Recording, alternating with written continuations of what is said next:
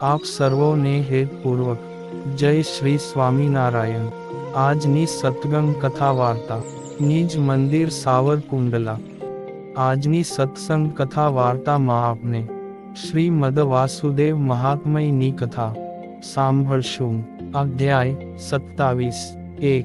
શ્રી નારાયણ કહે છે કે, હે નારદ, પૂજક પુરુષે પ્રથમ ધરતી સરખી કરવા માટે ખોદવું, જળ છાંટવું, છાણ આદિકથી લીંપવું વિગેરે ક્રિયાએ કરીને સરખા શુદ્ધ કરેલા અને રક્તપિત્તાદિક વિવિધ રંગો વડે સુશોભિત કરેલા એવા ભૂતળ ઉપર 4 પાયાવાળા પીઠ એટલે કે બાજોપની સ્થાપના કરવી। પૂજકજને પૂર્વ દિશા તરફ મુખ રાખીને પીઠના 4 પાયાને 4 ખૂણામાં સ્થાપન કરવા। સ્થાપન કરેલા 4 પાયામાં સિંહના જેવી આકૃતિવાળા ધર્માદિક 4ની સ્થાપના કરવી। હવે સ્થાપનનો ક્રમ બતાવે છે કે અગ્નિકોણમાં શ્વેત વર્ણવાળા ધર્મની, નૈઋત્ય કોણમાં રક્ત વર્ણવાળા જ્ઞાનની, વાયુ કોણમાં તો પીળા વર્ણવાળા વૈરાગ્યની અને ઈશાન કોણમાં શ્યામ વર્ણવાળા ઐશ્વર્યની સ્થાપના કરવી। આવા અનુક્રમથી ધર્મ, જ્ઞાન, વૈરાગ્ય અને ઐશ્વર્ય આ 4ની સ્થાપના કરવી। અનંતર પૂર્વાદિક 4 દિશામાં રહેલા પીઠના 4 ગાત્રો કે જેને ઉપલા નામથી લોકમાં કહેવામાં આવે છે, તેમાં નીલ વર્ણવાળા, રક્ત વર્ણવાળા, શ્વેત વર્ણવાળા અને શ્યામ વર્ણવાળા મન, બુદ્ધિ, ચિત્ત અને અહંકાર આ 4ની અનુક્રમે સ્થાપના કરવી। હે મુનિવર્ય, તદનંતર પીઠની 3 પટ્ટિકામાં 3 ગુણોની સ્થાપના કરવી। તેમાં પૂર્વ દિશામાં વર્તતી પટ્ટિકામાં રક્તવર્ણ રજોગુણની સ્થાપના કરવી। મધ્યવર્તી પટ્ટિકામાં શ્વેત વર્ણ સત્વગુણની સ્થાપના કરવી અને પશ્ચિમ દિશામાં વર્તતી પટ્ટિકામાં શ્યામ વર્ણ તમોગુણની સ્થાપના કરવી। ત્યાર પછી મન આદિક 4 અંતઃકરણોની જેમાં સ્થાપના કરી છે એવા 4 પીઠના ગાત્રોમાં વિમળા આદિક 8 શક્તિઓની સ્થાપના કરવી। તેમાં વિશેષ એટલો કે એક ગાત્રમાં 2 શક્તિઓની સ્થાપના કરવી। તેના સ્થાપનનો વિધિ વિવેચન કહે છે કે વિમળા અને ઉત્કર્ષિણી આ 2 શક્તિની પૂર્વ દિશામાં વર્તતા પીઠ ગાત્રમાં સ્થાપના કરવી। અને તે શક્તિઓ તો ગૌરંગવાળી, શુભ વીણાને વજાડતી, નીલ વસ્ત્રને ધારી રહેલી અને રૂડાંગ આભૂષણોથી આભૂષિત કરવી। દક્ષિણ દિશામાં વર્તતા પીઠ ગાત્રમાં જ્ઞાના અને ક્રિયા આ 2 શક્તિઓની સ્થાપના કરવી। તે શક્તિઓ તો રક્તકાંતિવાળી અને પીત વસ્ત્રને ધારી રહેલી કરવી। તેમાં એક જે જ્ઞાના શક્તિ છે તે તાલને વજાડતી કરવી અને બીજી જે ક્રિયા શક્તિ છે તે મૃદંગને વજાડતી કરવી। પશ્ચિમ દિશામાં વર્તતા પીઠ ગાત્રમાં યોગા અને પ્રહવી આ 2 શક્તિઓની સ્થાપના કરવી। તે શક્તિઓ તો શ્યામ વર્ણવાળી, રક્ત વસ્ત્રને ધારી રહેલી અને બંને સાથે જ રહીને પૃથક પૃથક બંસીને વજાડતી કરવી। ઉત્તર દિશામાં વર્તતા પીઠ ગાત્રમાં તો સત્યા અને ઈશાના આ 2 શક્તિઓની સ્થાપના કરવી। તે શક્તિઓ તો સુવર્ણના જેવા પીળા વર્ણવાળી, શ્યામ વર્ણના વસ્ત્રોને ધારી રહેલી અને સપ્તતંત્રી વીણાને વજાડતી કરવી। આ રીતે 8 શક્તિઓની સ્થાપના યથાસ્થાન કરવી।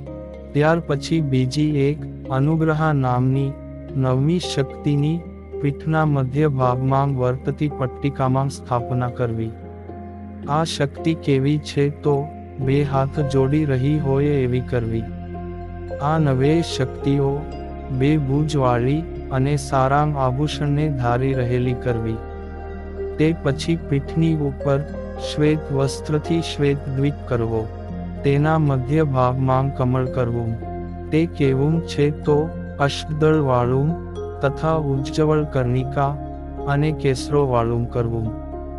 તે કમળનું જે ક્ષેત્રફળ, તેનો જે 12મો ભાગ, તેને બાહ્યથી દળના અગ્રભાગથી પરિત્યાગ કરીને પછીથી કમળના મધ્ય ભાગને 3 ગોળાકાર રેખાઓ વડે સરખા વિભાગથી વિભાગ કરવો.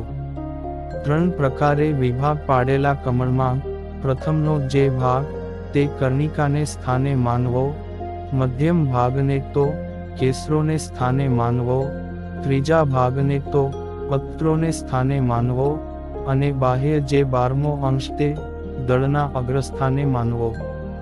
આ પ્રકારે કમળની ગોઠવણી કરવી. આવા વિભાગવાળા કમળની ચોતરફ 4 દ્વાર એટલે કે દરવાજાવાળા પૂરની રચના કરવી. તે પછી તે પદ્મને અને પૂરને હળદર, કુમકુમ, હરિચંદન, રક્તચંદન, ગુલાલ આદિક બહુવિધ રંગ દ્રવ્યો વડે અથવા અક્ષતો વડે પણ સુશોભિત કરવા. ત્યાર પછી કમળના મધ્યમાં વર્તતી જે કર્ણિકા, તેને સુવર્ણના વર્ણ જેવી શોભાયમાન કરવી. હે મુને, ત્યાર પછી પૂજકજને તે કમળની ચારે બાજુ 8 દિશામાં 8 પત્રોની રચના કરવી. તે 8 પત્રો ચોમેર રક્તવર્ણવાળાં કે સુવર્ણના જેવા વર્ણવાળાં સુશોભિત કરવા. ત્યાર પછી પૂર્વ દિશામાં વર્તતા દ્વારને તો રક્તવર્ણવાળું કરવું. દક્ષિણ દિશામાં વર્તતા દ્વારને કૃષ્ણવર્ણવાળું કરવું. પશ્ચિમ દિશામાં વર્તતા દ્વારને પીળા વર્ણવાળું કરવું અને ઉત્તર દિશામાં વર્તતા દ્વારને તો સ્ફટિક મણિ જેવા ધોળા વર્ણવાળું કરવું. તે પછી પૂર અને પદ્મનો અંતરાળ, જે પદ્મ થકી બહારનો અને પૂર થકી અંદરનો અવકાશ, તેમાં વિવિધ વર્ણવાળા પુષ્પો કરવા. ત્યાર પછી કમળની અંદર વર્તતો જે કર્ણિકાનો ગર્ભભાગ, તેમાં પૂર્વોક્ત લક્ષણવાળી શ્રી કૃષ્ણ પ્રતિમાની સ્થાપના કરવી અને તેમના વામ ભાગમાં પૂર્વોક્ત લક્ષણવાળી રાધાજીની પ્રતિમાની સ્થાપના કરવી. આમ સ્થાપેલા રાધા કૃષ્ણના પાછલા ભાગમાં પ્રતિમા રૂપ સંકર્ષણ સ્થાપવા. તે કેવા છે તો 4 બાહુવાળા, ગૌર અંગવાળા, નીલ વસ્ત્રવાળા અને શ્રીકૃષ્ણ ઉપર છત્રને ધરી રહેલા કરવા. ભગવાનના જમણા ભાગમાં પ્રતિમા રૂપ પ્રદ્યુમ્ન સ્થાપવા. તે કેવા છે તો 4 ભુજાવાળા, મેઘના વર્ણ જેવા શ્યામ પીળાંગ વસ્ત્રને ધારી રહેલા અને હાથમાં ચામરને ધારી રહેલા કરવા. ભગવાનના ડાબા ભાગમાં પ્રતિમા રૂપ અનિરુદ્ધ સ્થાપવા. તે કેવા છે તો ઇન્દ્રનીલ મણિ જેવા શ્યામ વર્ણવાળા, રક્ત વસ્ત્રોને ધારી રહેલા અને હાથમાં ચામરને ધારી રહેલા કરવા. આ ત્રણેયને પણ નાનાવિધ અલંકારો વડે સુશોભિત અને રત્નજડિત મુકુટને ધારી રહેલા અને તરુણ વયને લીધે સર્વના મનને હરનારા કરવા. તે પછી ભગવાનના પ્રતિમા રૂપ વામન આદિક અવતારોની કમળના 8 કેસરોમાં પૂર્વાદી દિશાના ક્રમથી જ સ્થાપના કરવી. તેમાં વિશેષ એટલો કે એક કેસરમાં 2 અવતારો સ્થાપવા. એમ સ્થાપતાં 8 સ્થાનોમાં મળીને 16ની સ્થાપના થઈ રહે. તેમના સ્થાપનનો ક્રમ કહે છે કે પૂર્વના કેસરમાં વામન તથા બુદ્ધ, આ 2 અવતારની સ્થાપના કરવી. તે કેવા છે તો મેઘ સમાન શ્યામ વર્ણવાળા, કરુણાથી ભરપૂર, વર્ણી વેશમાં વર્તતા, શ્વેત વસ્ત્રને ધારી રહેલા, ઉપવીતને ધારી રહેલા, શાંત મૂર્તિવાળા અને જમણા હાથમાં પ્રફુલ્લિત કમળને અને ડાબા હાથમાં અભયને ધારી રહેલા એવા કરવા. અનંતર અગ્નિ કોણમાં આવેલા કેસરમાં કલ્કી તથા પરશુરામ, આ 2 અવતારની સ્થાપના કરવી. તે કેવા છે તો ગૌર અંગવાળા, લાલ લોચનવાળા, મસ્તકે જટા મંડળને ધારી રહેલા, શ્વેત વસ્ત્રને ધારી રહેલા, યજ્ઞોપવીતને ધારી રહેલા અને ક્રોધના મહાવેગે રહિત શાંત એવા કરવા. તેમાં કલ્કીના હાથમાં ખડગ ધરાવવું અને પરશુરામના હાથમાં ફરસી ધરાવવી. તે પછી દક્ષિણ દિશામાં રહેલા કેસરમાં હયગ્રીવ તથા વરાહ આ બે અવતારની સ્થાપના કરવી. તેમાં હયગ્રીવ કેવા છે તો અશ્વના જેવા મુખવાળા, મુખ થકી અન્ય ભાગમાં પુરુષના જેવા આકારવાળા, 4 ભુજાવાળા, સુવર્ણના જેવા વર્ણવાળા, શંખાદિક 4 આયુધોને 4 હાથમાં ધારી રહેલા અને દિવ્ય શ્વેત અંબરને ધારી રહેલા કરવા. અને વરાહ કેવા છે તો વરાહના જેવા મુખવાળા, મહુડાના વૃક્ષના જે પુષ્પો, તેના જેવા પીળા વર્ણવાળા, શંખ, ચક્ર, ગદા, પદ્મ આ 4 આયુધોને 4 હાથમાં ધારી રહેલા અને પીતાંબરને ધારી રહેલા કરવા.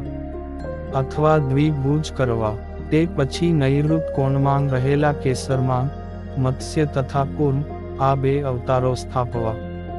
તે કેવા છે તો કટી થકી નીચેના ભાગમાં મત્સ્ય કૂર્મના જેવી આકૃતિવાળા, કટી થકી ઉપલા ભાગમાં તો પુરુષના જેવી આકૃતિવાળા, ડાબા હાથમાં શંખ અને જમણા હાથમાં ગદાને ધારી રહેલા, મેઘ જેવા શ્યામ શરીરવાળા અને આભૂષણોને ધારી રહેલા કરવા.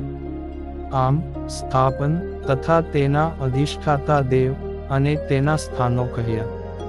અને હવે પછીની કથા વાર્તા આપને આગળના ભાગમાં સાંભળશું. અત્યારે આપ સર્વોને ભાવથી જય શ્રી સ્વામિનારાયણ.